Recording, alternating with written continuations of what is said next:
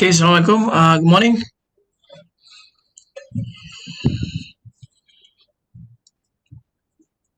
Can you hear me?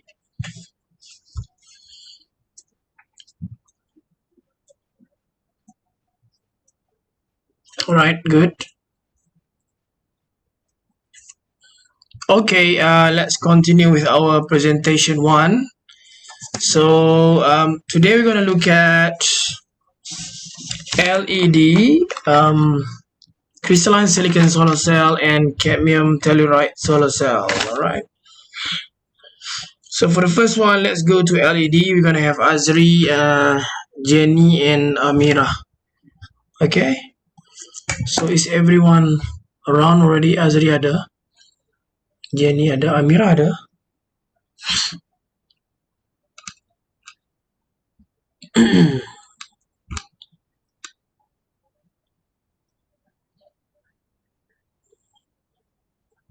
Amira belum ada. Hold on. Crystalline silicon solar cell.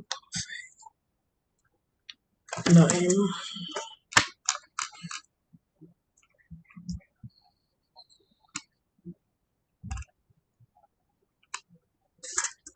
Oh, Amira ada. Okay. Tak perasan. Okay, so yep, let's get started. So Azri, can we start with you? Hello, Assalamualaikum Ustaz. Apa khabar? Baik, Ada video Alhamdulillah. tak? Video? Tak ada Ustaz, kamera PC. Oh ya ke, alright. Okay then. Tak apalah mic nya. Alright. So I hope all of you have watched Azri's video. Okay, Azri. So you can hear me, right? Okay. All right then. So you're working on LED. Can you explain a little bit about electroluminescence? Okay, electroluminescence. Bahasa Melayu ke English Ustaz? You decide. Okay. Campur-campur lah. Okay. Alright. Okay, electroluminescence is when a light, a bulb, an LED is a current flow through it, and then the bulb will light up. So to make it simple, when energy is flow into it, there is a current, and then it will show something that is light, Okay. in form of light, and that is electroluminescence. So It will only occur when current is flow through it. okay. So where does the luminescence come from? Luminescence. Electroluminescence. So luminescence is from, where do you get luminescence from? Luminescence is from the word luminate, right? So luminate is like lighting up something. Okay. So what's actually happening inside the LED to get the luminescence?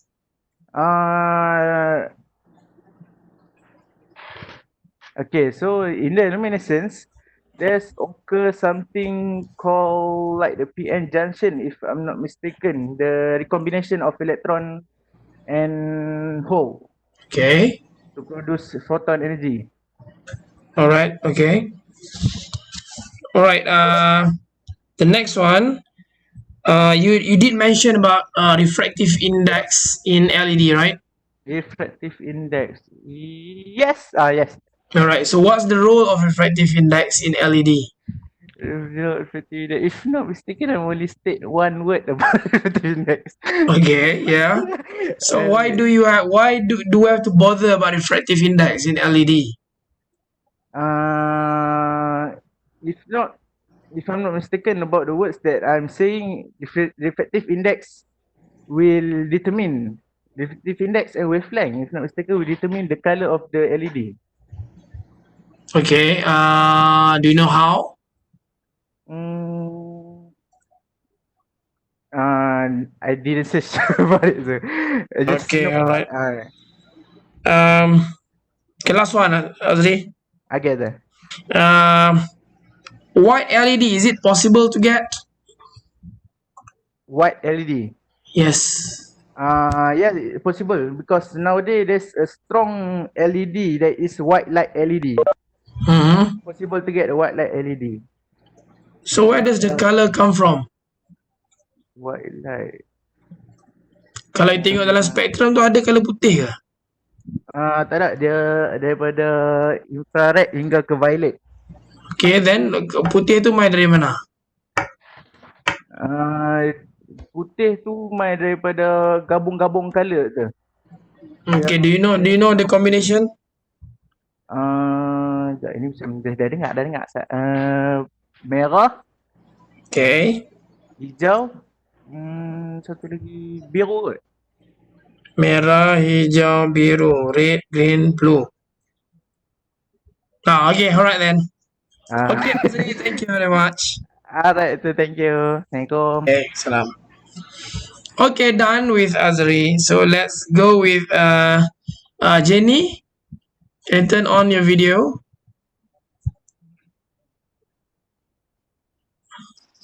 Yes, doctor. Hi, how are you? I'm fine. Your video flip 90 degrees. Okay then. Okay. All right. You mentioned something about injection electroluminescence. Yeah, correct. Okay, can you explain that? Injection illumination is when the minority carriers they actually pass through the depletion region and Okay. went into the quasi-neutral region. When they pass into the quasi-neutral region, right, then they will become the minority carriers. Okay. Like when P the whole pass into the quasi-neutral region, which is the next quasi-neutral region, which is the N, then it will become minority carriers. Okay. Then these minority carriers will recombine with the majority carriers in the neutral region and produce light. Then this process is known as injection electroluminescence. Okay, all right. What is the common LEDs that we use nowadays? Or what are the materials based on? Gallium arsenide. Gallium arsenide. Haha. Any other layers inside? There's also other types, which is gallium arsenide phosphate. Okay. Gallium arsenide phosphate nitrogen dot the Nitride, gallium nitride. nitride. Yeah. So what are their colors? If it is for gallium arsenide phosphate, then it's orange color. Okay. Add the nitride, then it's yellow color. Yellow color. Okay, all right. Okay, Jenny, thank you very much. Okay, thank you, doctor. All right then. So let's have Amira. Amira, can you turn on your video?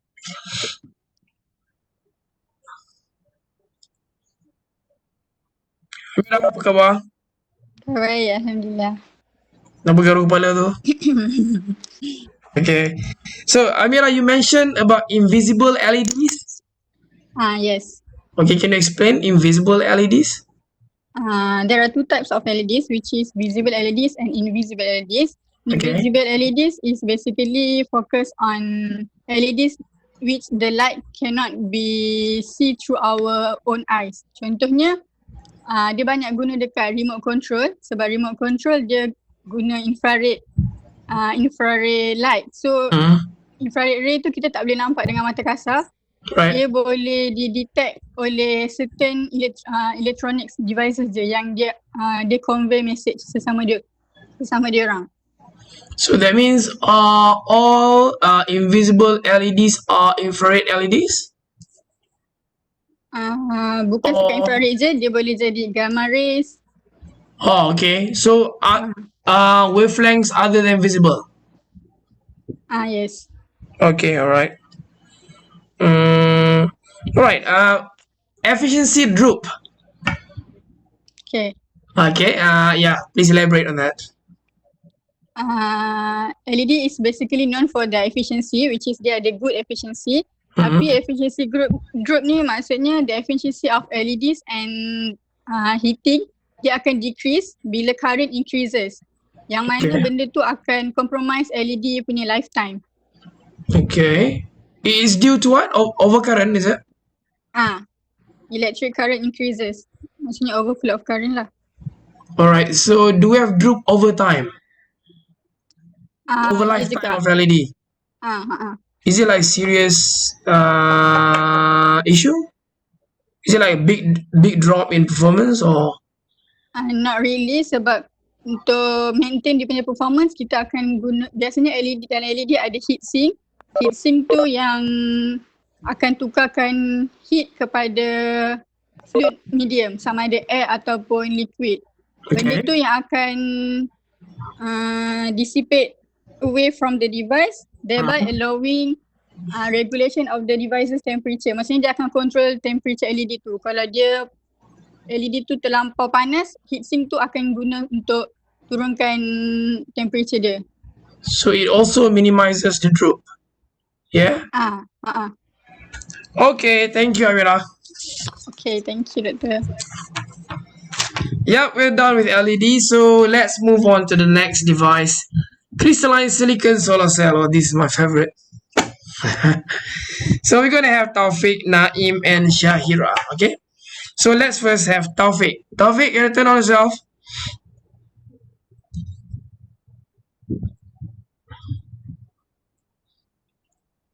Taufik ada? Alright, Taufik. Apa khabar?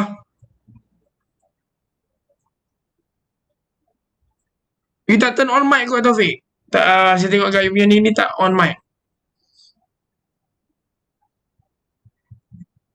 Saya tengok you punya mic ni, mic dah enable tapi tak dengar.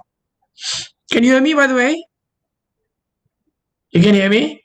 I cannot hear you. Orang lain boleh dengar Taufik tak? Just in case if I'm alone in this. Cuba buka earphone, remove earphone and talk and see whether. Okay, can you try? Say something.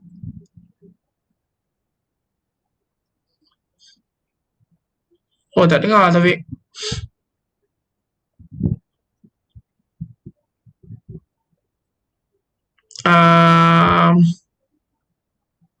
So is it on by the way? Can you check?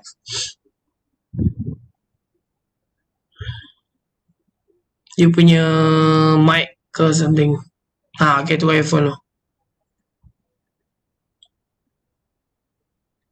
Now cannot hear.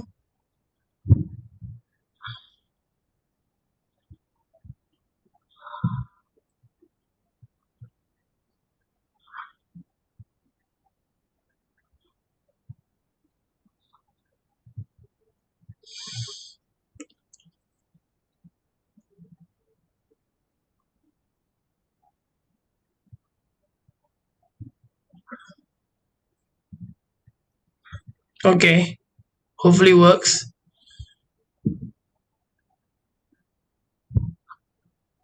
Can you try Taufik? Saya tak dengar. Yang lain boleh dengar Taufik tak? Tak boleh juga, so I'm not alone. Tak dengar juga lah Taufik.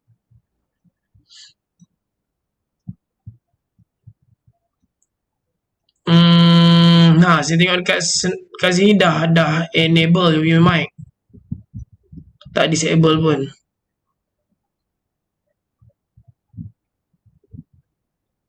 Sekarang still enable.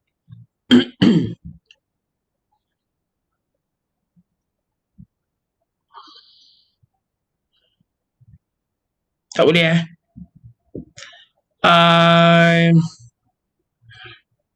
Sekejap macam mana?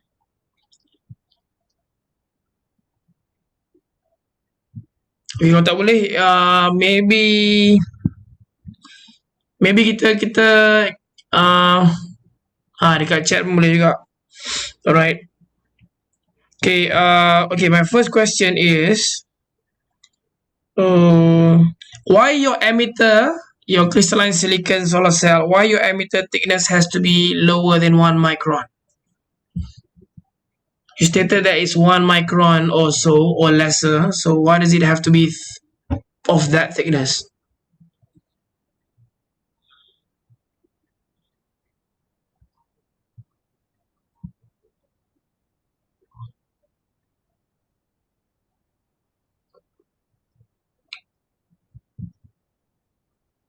to absorb more light means, do we want our emitter to be thicker or thinner? Thick or thin? Okay.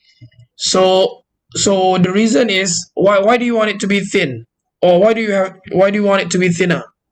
Why not go beyond 1 micron, 2 micron, 5 micron?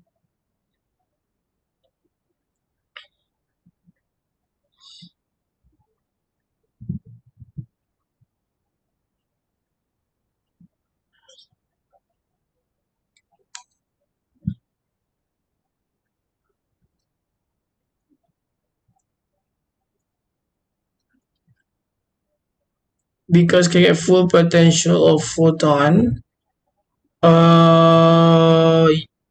Okay, theoretically, if you want to absorb more photons, it has to be thick, right?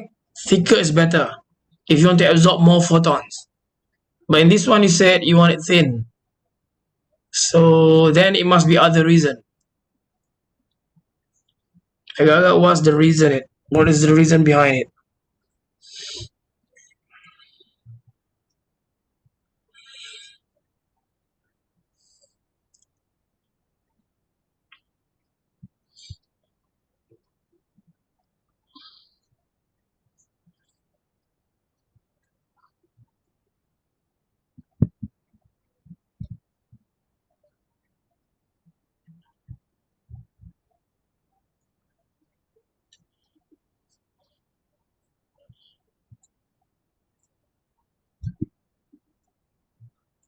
Large fraction of, what is IF there? Large fraction of carrier may be generated. Okay, it's okay, you check on that later on. My second question is, what's the role of the textured surface on the front side of crystalline silicon solar cell?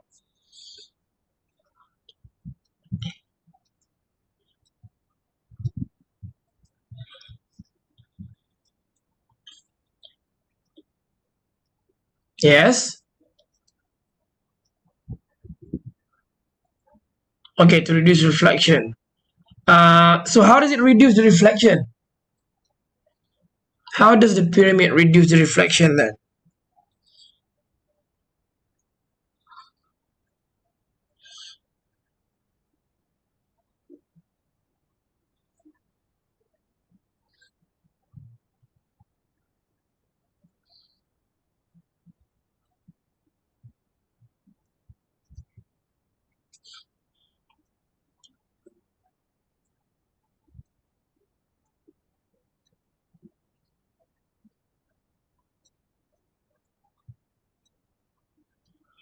Alright. Increases the chance of the light not reflected. Yep. It's due to light scattering. Okay, light scattering which scatters the light into multiple directions, hence lowering the reflection. Okay, Taufik, thank you very much. Okay, done. Let's have Naim. Naim, can you turn on your video? No problem, Taufik.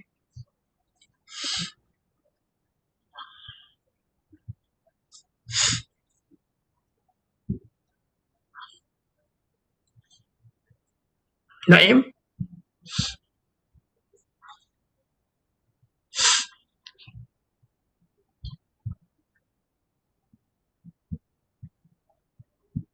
Yeah, Naim?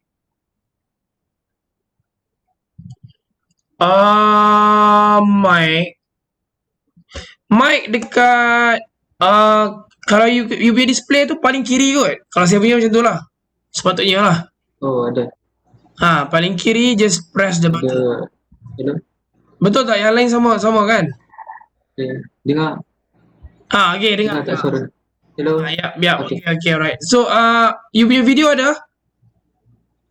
Video saya, kamera saya ni sikit lah. Dia dekat sikit. Okay, tak apalah. So just mic then. Okay,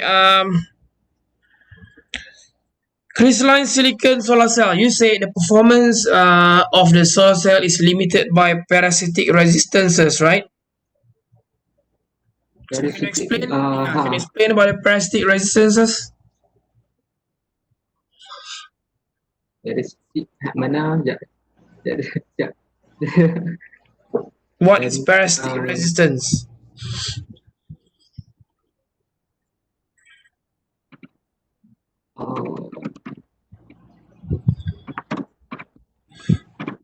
Sekejap. Yep. Saya tak ingat saya tulis dekat mana. Oh, okay. Uh-huh.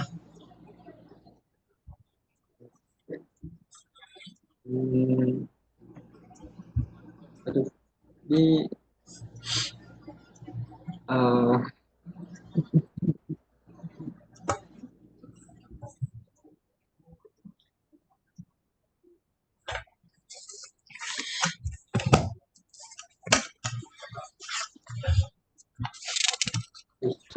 ni Dr. Sorry, apa tu? Masa saya buat ni saya jumpa kat parasitic resistance. Lepas tu saya cuba faham tapi tak sangat lah betul. Okay. At least what idea do you have on parasitic resistance? Is it good or bad? Dia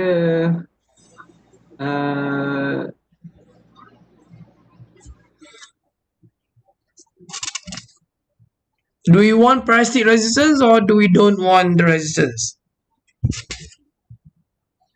demuan lah. Kita tak nak resistance tu. Okay. So do you know the component of parasitic resistance? Apa dia? Do you know the component of parasitic resistances? What makes parasitic resistance? Ada dua kan? Ada dua kategori kan? Oh yeah. Do you know?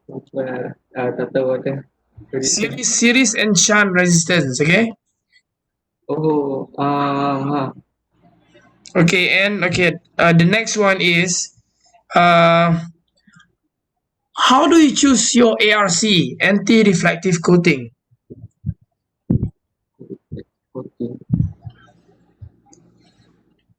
Itu dekat mana? ARC is on top of your pyramids on the front surface.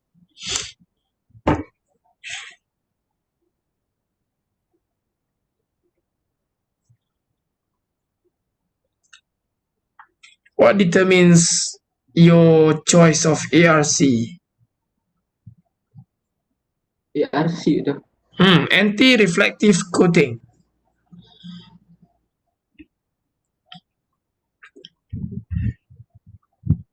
Maksudnya betul tak? Macam mana? Macam mana? Okay. Can you explain ARC?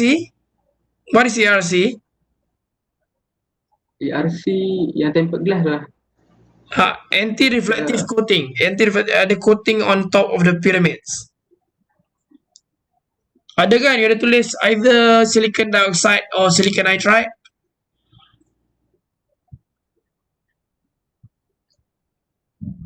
Ada tak jumpa on your page? Saya tengah cari. Saya tak ingat Okay, cuba tengok. Bagaimana tu? So, Bagaimana tahu? I don't know, your device configuration ke, saya tak ingat exactly which page. Oh, ada ni. Explain a little bit on the page. ARC tu. Ya. Macam apa ni ada? Okay, what is ARC? Explain to your friends. What is ARC?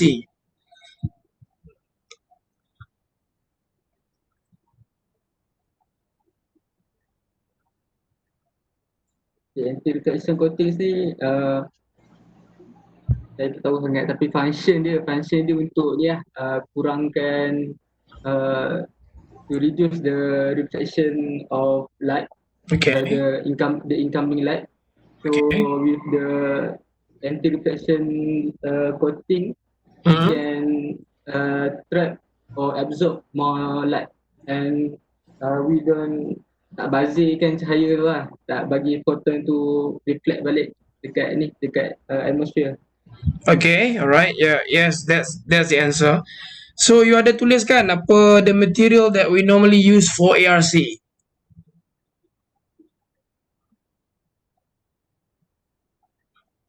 You did mention, right? Silicon dioxide or silicon nitride. Oh, maksudnya ada. Okay. So do you know how do you choose Yang tu. the material? Oh, tak tahu. Okay, tak apa. Nanti you balik you figure out why silicon oxide, silicon nitride and whatever dielectric yang relevant tu, kenapa kita pilih those dielectric instead of other dielectrics or other materials. Okay. Okay. Alright, Naim, thank you. Sorry ada. No problem. So let's have Shahira, the last one for crystalline silicon solar cell. Shah ada kan? Where is Shahira? Hello, Doktor. Ya, khabar?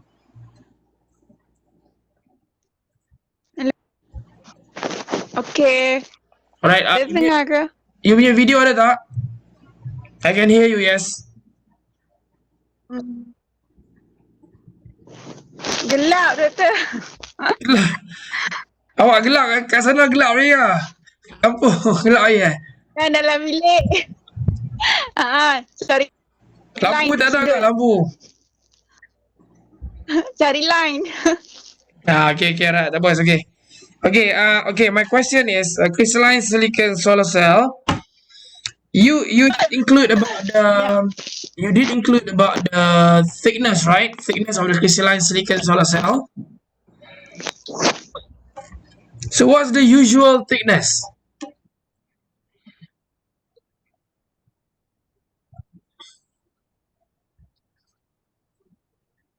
Shah, can you hear me?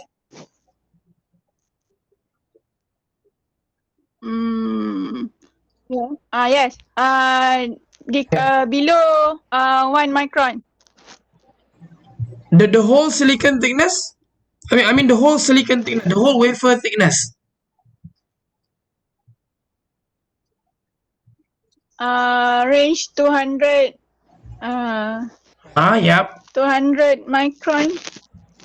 Okay, all right.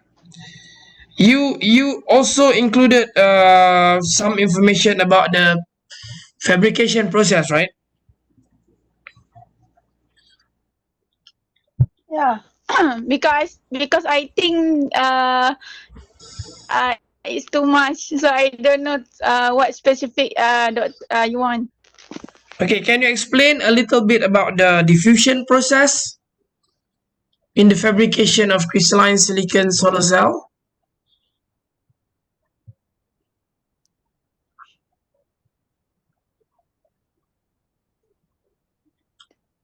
Wait, diffusion. Yes. Oh. So for diffusion, we want to generate a PN junction because when we generate, so we can have electron hole pair. Okay. Do you have any idea of what's the diffusion depth, the junction depth?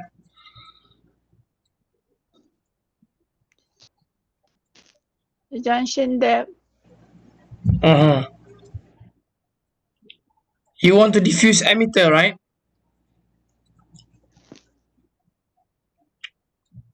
Yeah. Okay. So do you have any idea of how deep do you go to get the depth of your emitter? Oh, okay. And then when we so we need I forgot it.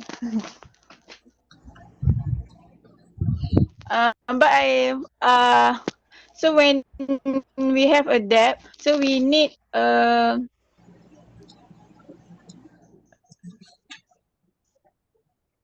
diffusion length more than the top side of the junction, because when we have a thin depth at the top, so yeah, it can reach the at the below at the below Surface, is it? solar cell. It's easier to get to the below surface, is it? It, Okay. is it Okay. My other question is, to get the you to reach the mentioned bigger about surface? silicon nitride as ARC. Yeah. Do you have any ideas why silicon nitride is used as ARC?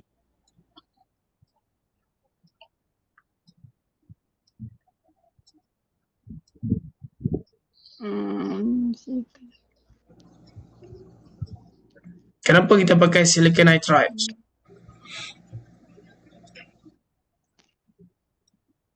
But it's example of ITO. Okay, well, you can use ITO as well. Tapi do you know why we choose those materials? Do you have any ideas why do we choose those materials? Because the reflection to be absorbed, Okay. to much absorb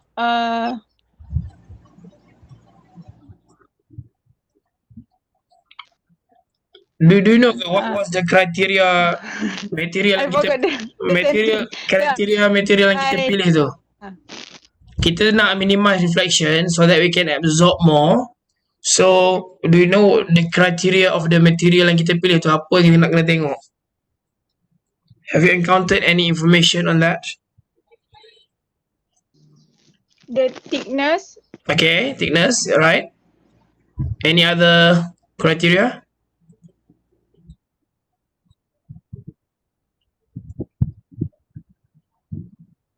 Oh, terputus can you still hear me? All right. You mentioned thickness and then maybe one more. So the less transparent and can be Less transparent or more transparent? Do you want it to be more transparent or less transparent? more conductive.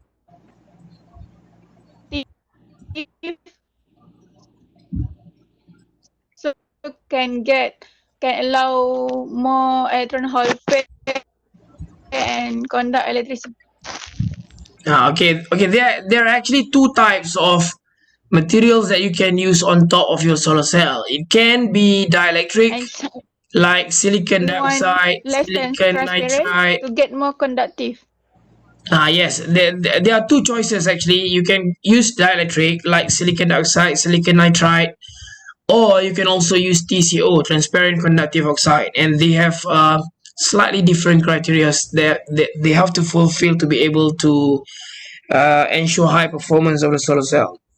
Okay, Shah, thank you very much.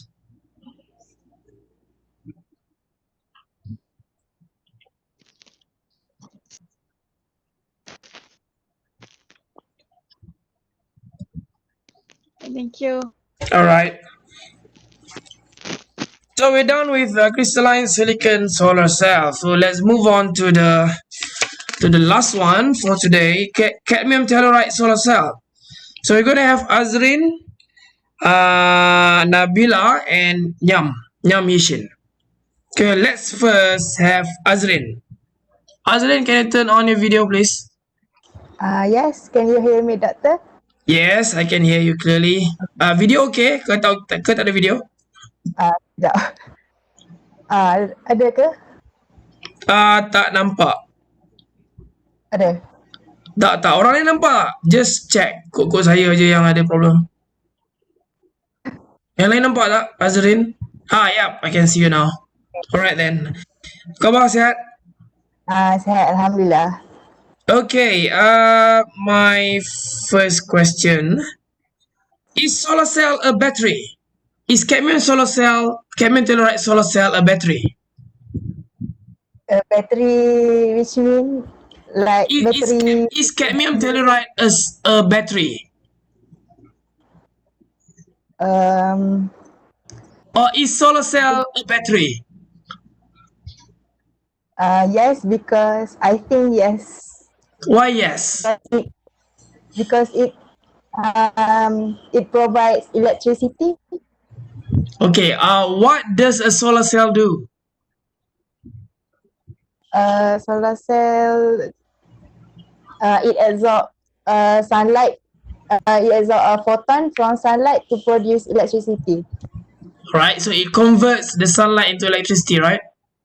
What does a battery do? The battery gives energy to the Dia bagi energy, but beforehand, what does it do? Battery selalu kita guna untuk apa? hidupkan barang lah. Yes, kita buat apa selalunya? Kita malam sebelum tidur kita buat apa kat bateri tu?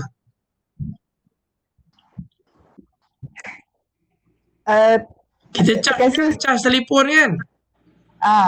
So it stores energy. Yes. Battery is an energy storage device. Solar cell is a energy conversion punya device. So solar cell is not a battery lah basically. Sorry, Doctor. Saja nak test. Okay, alright. Okay, my next question is why the thickness of cadmium sulfide, so not the thickness, why the band gap of cadmium sulfide 2.4 eV has to be more than the band gap of cadmium telluride 1.4 eV? You mean the N-type, at the N-type and P-type, right? Yes. Kenapa band gap cadmium sulfide 2.4 electron volt has to be bigger than cadmium telluride band gap? Kenapa band gap cadmium sulfide kena bigger than cadmium telluride punya band gap in cadmium telluride solar cell? 2.4 on top of 1.4. Because the material has thermal and chemical stability to cadmium telluride thin film deposition. Can you, or let me rephrase, can you use a lower band gap on top of a higher band gap as a solar cell? Can you put 1.4 on 2.4 instead of 2.4 on 1.4? No, maybe. No. Okay, why is it so? Why do you think so? Because I think CDS is great, has great absorb the greatest amount of light. Okay, so in solar cell we need to use higher band gap on lower band gap material. Macam kita dah belajar kan yang apa photon, high energy photon is absorbed on the front side, lower energy photon is absorbed on the rear side. Okay, just matching the band gap, sama macam band gap. Okay, my last question is why the cadmium telluride thickness can be so thin in comparison to typical or conventional solar cell yang very thick? What is so special about cadmium telluride? Because it is more cheaper to produce, to manufacture. Okay, cheaper because we use thin version, thin film. But tapi in the first place, kenapa it can be thin in the first place? So let's say you compare with crystalline silicon, kenapa crystalline silicon needs up to around 200 micron, tapi cadmium telluride perlukan just 2 to 5 micron maybe? Why so thin? And yet it can absorb most of the incident spectrum. Because the coefficient absorber is same, even though it's if you compare, is actually higher than the crystalline silicon. Kenapa? Why do you think it's high? Kenapa dia high? Because it is what? What about the band gap? The band gap is higher.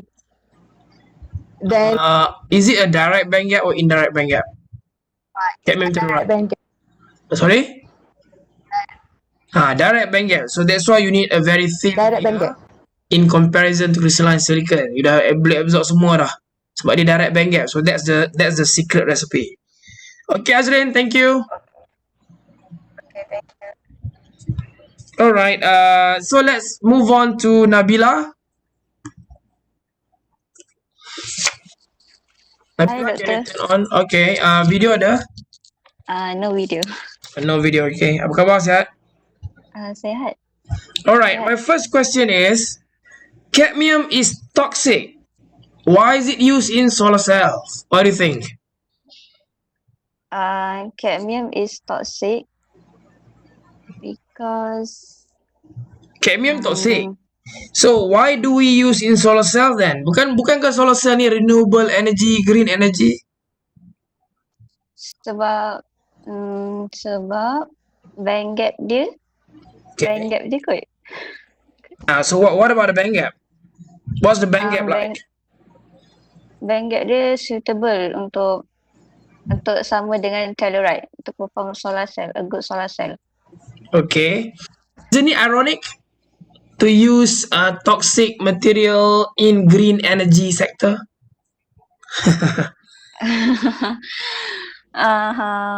I think yes.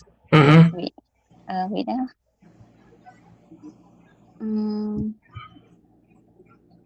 Okay, I don't know lah tu. Sekejap.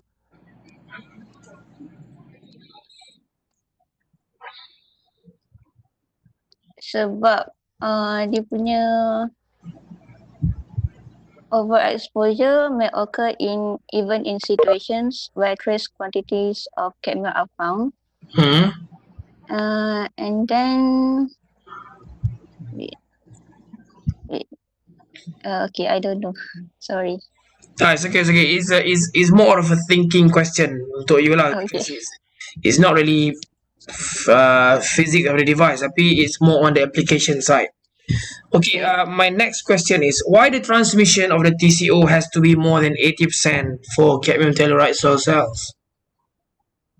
Transmission of TCO? Yes. Why does it have to be more than 80%? Because to form an ohmic contact and to have good band alignment with NCDS, N-type CDS.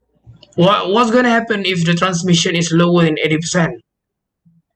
If it's lower, then it's hard for the sunlight and the electron to pass through the TCO to the CDS Okay. to the CTE. Yes. So there's the answer. Yes. Yeah. You want the photons to pass through as maximum as possible to hit your PN junction for photogeneration. Yeah. My last question is, you say the back contact, the metal for your back contact, the work function has to be higher than the cadmium telluride. Yeah. So why do you need that? Because I think the work function is like more than 5.7 eV. Okay, so And then so that it can provide, it can help the photon to go to the external circuit to to combine okay, is the back contact ohmic or Schottky? The back contact is ohmic. Okay, yes, ohmic. Kalau solar cell kita nak dia ohmic contact, okay? Yeah. Alright then, Nabila, thank you. Okay, thank you. Right, last one. Let's have Nyam. Nyam, do you have your video on?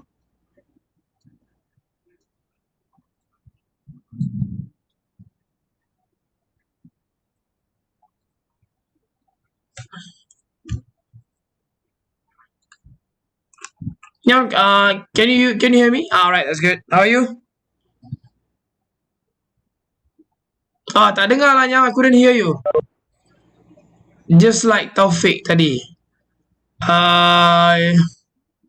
Cuba just remove your mic and see whether I can hear. Can you say something? Cannot hear you. Yang lain boleh tak dengar dia?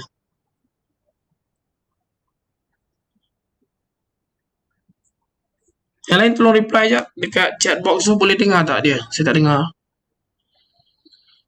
Tak boleh jugalah Nyam. Right then you have to type. Okay. In your presentation, you showed that we use transparent oxide on the front side and metal contact on the rear side, right? Can we also use transparent contact on the rear side instead of metal contact?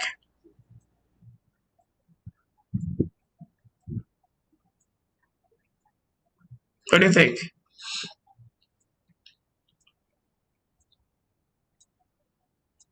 Yes, okay.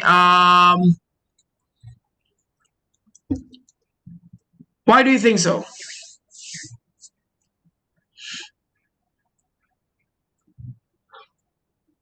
Do you think will it be better to use transparent contact or metal contact?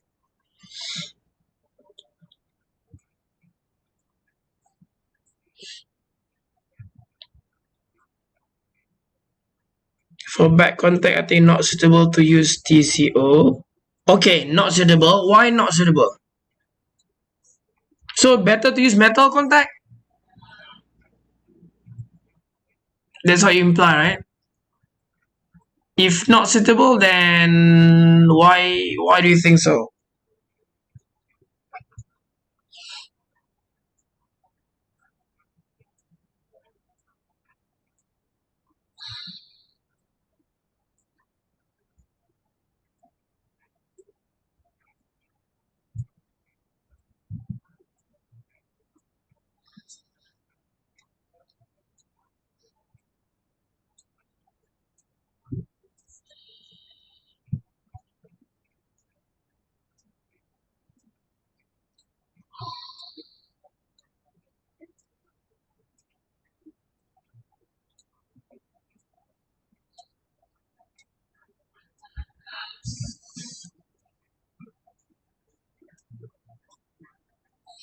Okay, mostly reference show it's better to use metal contact as like gold and other metal.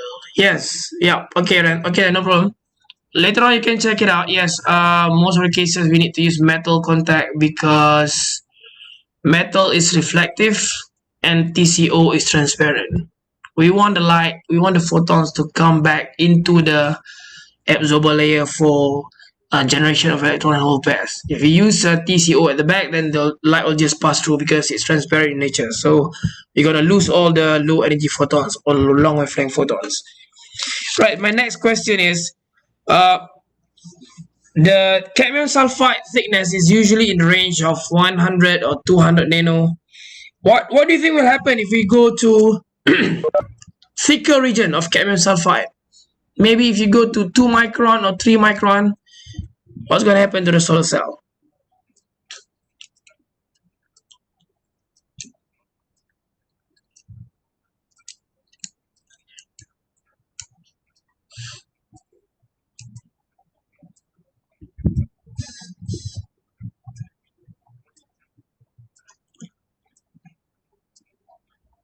Less current generated. Yep, you got the point.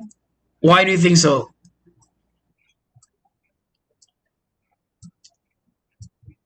Kenapa kalau thicker emitter, too thick, maybe 2 micron ke 5 micron ke, then you're gonna get less current.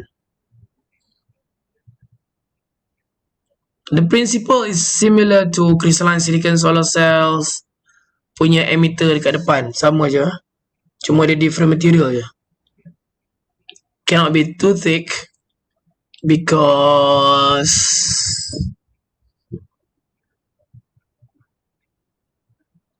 any idea why?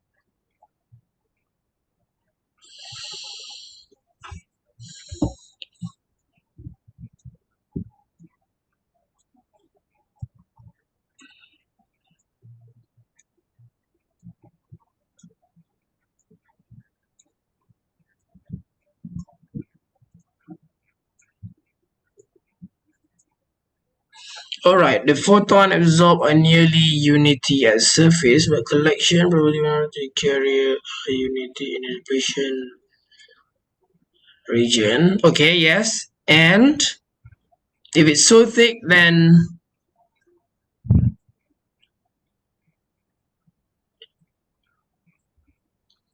so we always want to have thinner and layer compared to layer. Yeah, right. Okay, yeah. So yes, we want it to be thin, not too thick. All right, Yam. Thank you very much.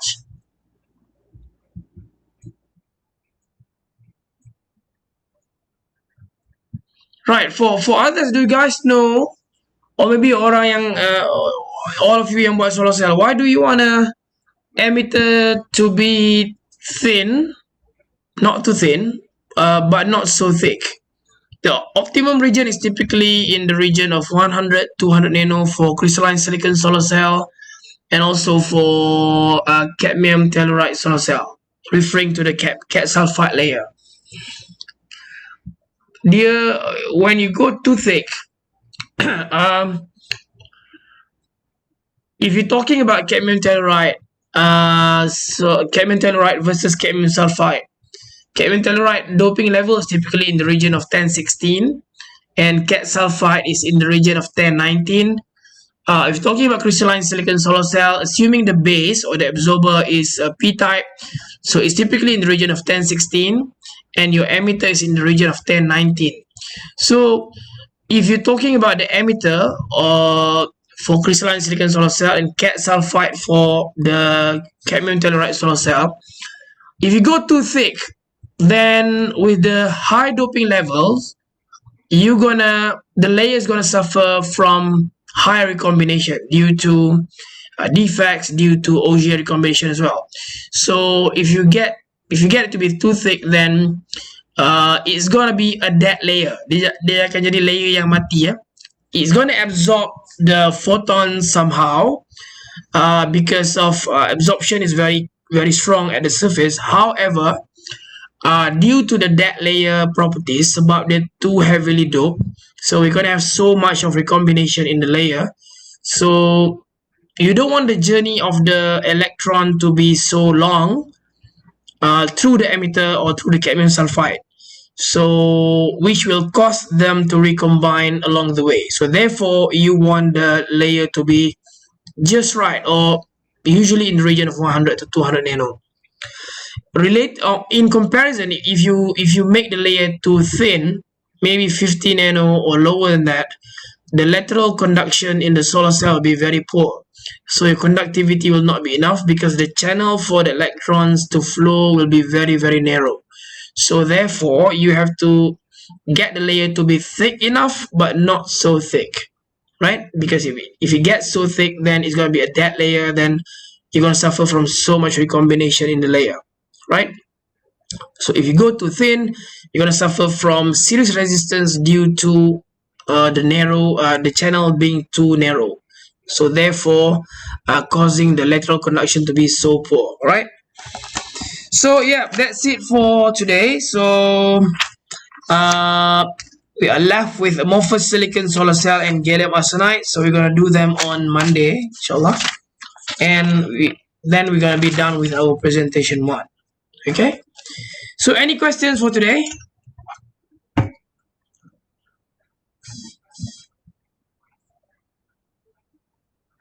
Understand? That's good. No question? If no question, then that's it for today. Thank you very much. So I'll see you Monday, inshallah. Assalamualaikum. Bye bye. Stay safe.